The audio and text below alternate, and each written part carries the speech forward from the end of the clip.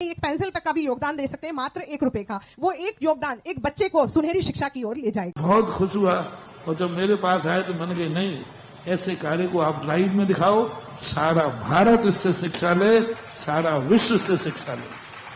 इस समय सारा विश्व तुम्हारा लाइव में देख रहा है और ये कार्य विदेशी लोगों के लिए बहुत ज्यादा पसंद आता है। ये मानववादी काम, सामाजिक कार्य आप करिए और आप लोगों को इनको सहयोग करना चाहिए कि ऐसे गरीब बच्चे यदि तुम्हारे पास आते हैं, उनको जितने भी तुम्हारी हद होती है, सीमा होती है, एक बच्चा गोद लो, आधा बच्चा गोद लो कि भाई आधा इसका पार्टनरशिप करो, मैं इसका सहयोग कराऊंगा।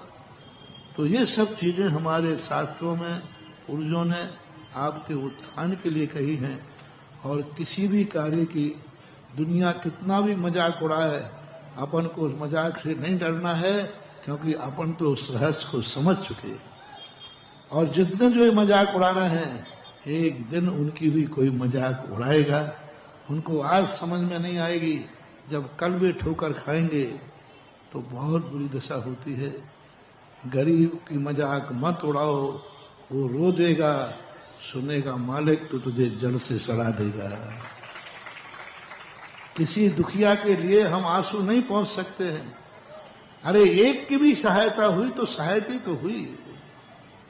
एक बच्चे को भी यदि इन्होंने गोद ले लिया, एक बच्चे को किताब मिल गया तो सहायता तो हुई। कोई नुकसान क्या है? कोई नुकसान नहीं है। बहुत अच्छा कार्य कर रहे हैं। सभी लोग ऐसे कार्यों से जुड़े हैं और इसका विस्तार करें। हर नगर में करें, हर मोहल्ले में करें।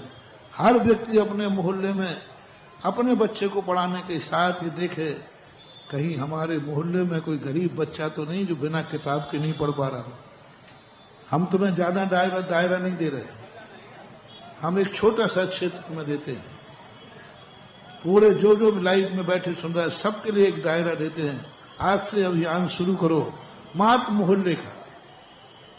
आप अपने मोहल्ले का शुरुआत करो कि मेरे मोहल्ले में कोई ऐसा घर तो नहीं है जो मात्र किताबों के कारण से नहीं पढ़ पा रहा है, पर अपने मोहल्ले को किताबें उपलब्ध करा देना एक छोटा सा काम। अपने मोहल्ले में, एक मोहल्ले में कितने बच्चे निकलेंगे? 2-4। पर अपने मोहल्ले में कोई बिना किताब के नहीं रहेगा। हमारे मोहल्ले में कोई ऐसा नहीं रहेगा फीस नहीं दे पाए और पढ़ नहीं पा रहा है। हमारे मोहल्ले में कोई ऐसा बच्चा व्यक्ति नहीं रहेगा जो बिना दवाई के मर जाए। मोहल्ले का ले लो, ज्यादा मत लो। चलो मोहल्ले का मत लो, अड़ोस पड़ोस का ले लो। कुछ शुरुआत करो कहीं से भी। जो तुम चाहते हो वो किसी को देना शुरू करो, जाओ तुम्हारी जिंदगी लहरा उठेगी। बस दूसरे को देते समय एहसान मत करना। जैसे किसान खेत में बीज बोता है, खेत पर एहसान नहीं करता, बल्कि जब फसल आती है तो किसान खेत का एहसान मानता है। इसी प्रकार तुम किसी की सहायता कर रहे हो तो ये मत कहना कि हम उसकी सहायता कर रहे हैं। ये कहना इसके निमित्त से हमें अपनी किस्मत बदलने का मौका मिला है, पुण्य करने का मौका मिला है, उसके आभारी होना। ये मेरे निर्देश है, उपदेश है। और सबके लिए, जैनियों के लिए कहना है, सबके पास अच्छी अच्छी किताबें होती है, बहुत अच्छे बुक्स होते हैं।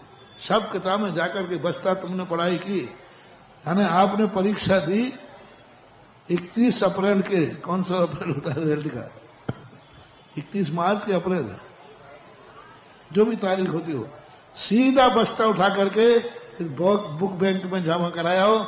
जो भी पेंसिल है, बॉक्स है, जो भी सामान है पूरा, क्योंकि यहां तो दीमक खाएंगे और बाद में उठा करके तुम फेंक दोगे। हर बच्चे को आज नियम लेना चाहिए कि क्लास में पढ़ने के बाद पूरा का पूरा बस्ता हम इस बुक बैंक में जाके जमा करा देंगे।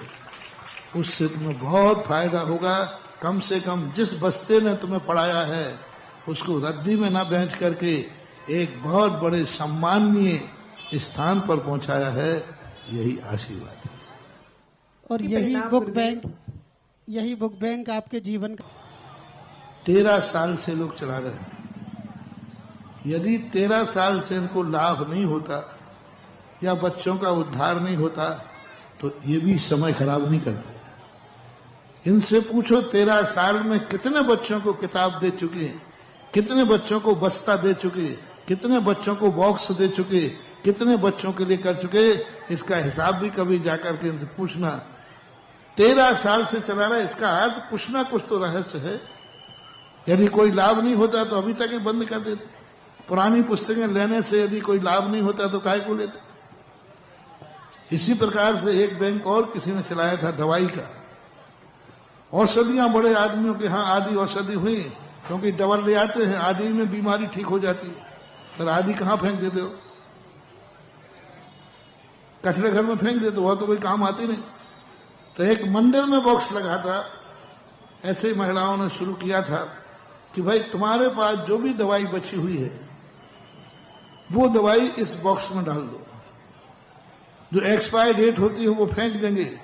कम से कम 100 दवाइयों में से 50 दवाइयां ऐसी निकलती हैं जो एक्सपायर डेट नहीं है, किसी के काम आ जाती हैं। 90% ओवरडोज ले लेते हैं और जरूरत नहीं, डॉक्टर कहता बस अब उसको लेना बंद कर देना।